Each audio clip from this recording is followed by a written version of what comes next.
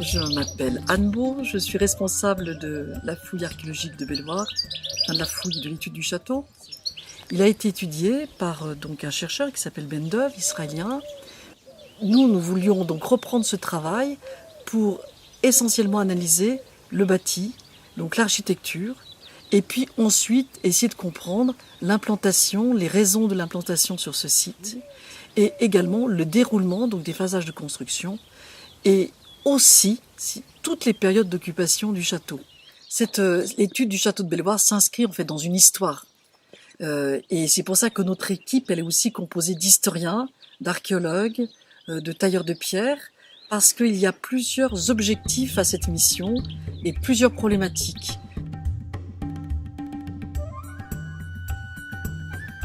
Alors, je suis Jean-Michel Poisson, je co-dirige la mission archéologique de Belvoir avec Anne Beau.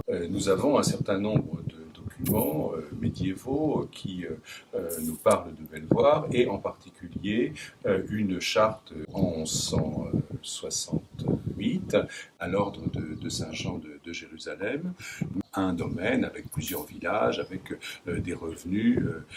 Une des grandes problématiques, bien sûr, qui est traitée notamment par Simon Dorso et Hervé Barbet, c'est l'implantation de ce château dans un territoire occupé par les Francs.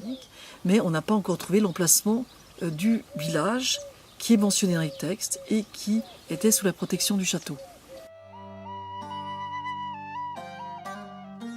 Des villages francs de la première moitié du XIIe siècle, on en a très peu d'exemples, en particulier dans la région. Celui de Belvoir intervient vraiment dans un moment clé, je pense, de l'histoire des ordres religieux militaires. Un moment où les ordres aussi voient l'intérêt de devenir des propriétaires fonciers, c'est-à-dire d'avoir des revenus plus uniquement des commanderies de l'Occident, mais aussi sur place en Orient. C'est également le contrôle d'un point de passage et la défense de toute la zone nord-est du royaume de Jérusalem, la partie de la Galilée, qui commence déjà en ce XIIe siècle à être menacée par les Ayyoubides qui menacent le royaume de Jérusalem. La plus belle surprise, je pense, ça a été le lapidaire, la qualité du lapidaire, ça a été une vraie découverte. Pendant qu'on inventoriait les blocs, petit à petit, on a commencé à proposer des appareillages entre les blocs. Après la fenêtre, on a fait l'assemblage des piles et également des éléments du groupement d'ogives.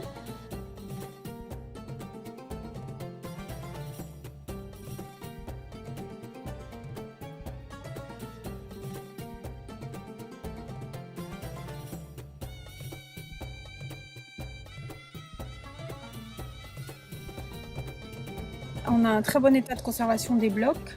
On voit que ces blocs n'ont pas été recassés. C'est-à-dire que si la chapelle avait été détruite violemment à un moment donné, on aurait des traces. On peut imaginer que cette chapelle est restée en place assez longtemps, ou alors que les blocs, ou qu'elle a été démontée de manière assez précautionneuse et que les blocs ont été stockés quelque part. L'hypothèse, c'est celle de Ben Dov, qui pense qu'en fait, elle a été démontée par les Francs pendant le siège, notamment les parties sculptées, dans l'espoir, on imagine, du coup, de la remonter une fois qu'ils auront repris le château.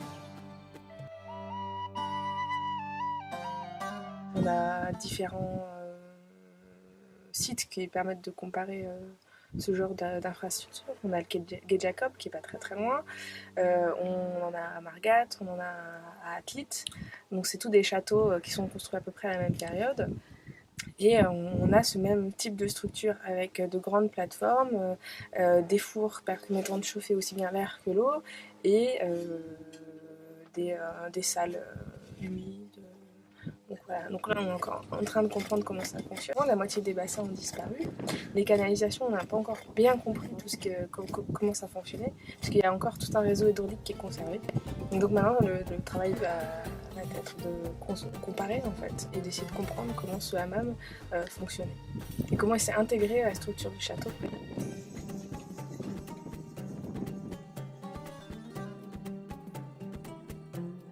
Aussi, ce qui me paraît important, c'est de travailler en équipe entre Israéliens et Français Donc chacun a sa façon de voir les choses, sa connaissance, les Israéliens ont une connaissance du pays, les Français ont une technicité aussi, enfin, chacun a apporté à l'autre, et je crois que c'est important de continuer à mener des opérations comme ça en collaboration, d'essayer de comprendre aussi les mentalités des personnes qui ont construit ces châteaux, qui ont occupé ces villages, cette relation Orient-Occident qui n'était pas qu'une relation de bataille, mais qui a été aussi une relation d'échange, de vie en commun.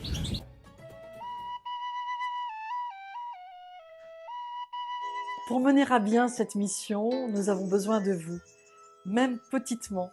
Tout ce que vous pourrez faire sera le bienvenu. Nous vous en remercions par avance et nous vous tiendrons au courant de l'avancée de notre projet et des résultats.